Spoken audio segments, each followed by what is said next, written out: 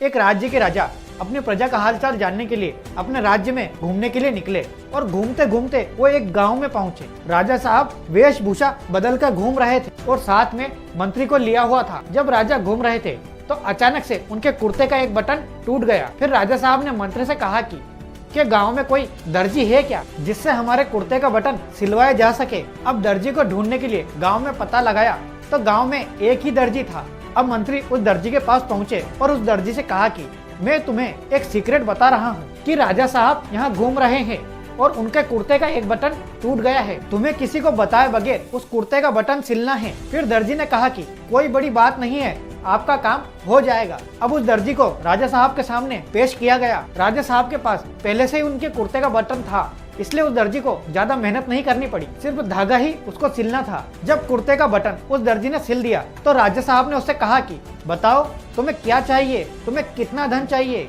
राजा की ये बात सुनकर दर्जी बहुत सोच में पड़ गया और सोचने लगा कि राजा से आखिरकार क्या मांगा जाए। अगर मैंने कुछ गलत मांग लिया और राजा गुस्सा हो गए तो। यही सोचते हुए दर्जी बोला कि महाराज मुझे कुछ नहीं चाहिए, जो आप देंगे वो मैं ले लूंगा। आप जो यहाँ पर पधारे मेरे लिए यही काफी है, मुझे और कुछ नहीं चाहिए। फिर महाराज ने पूछा कि बताओ तुम्हें क्या चाहिए। नहीं बताओ तुम्हें क्या चाहिए। राजा की इतने जोर जबरदस्ती करने पर दर्जी ने सोचा कि मैं राजा से 100 रुपए मांग लेता हूँ। फिर उस दर्जी के दिमाग में दोबारा से बात आती है कि अगर मैं राजा से 100 रुपए मांगूंगा और कहीं राजा ने ऐसा सोच लिया कि ये 100 रुपए मुझसे मांग रहा है तो जनता से क्या करता होगा। ये सोचते सोचते उस दर्जी का दिमाग काम करना बंद कर दिया।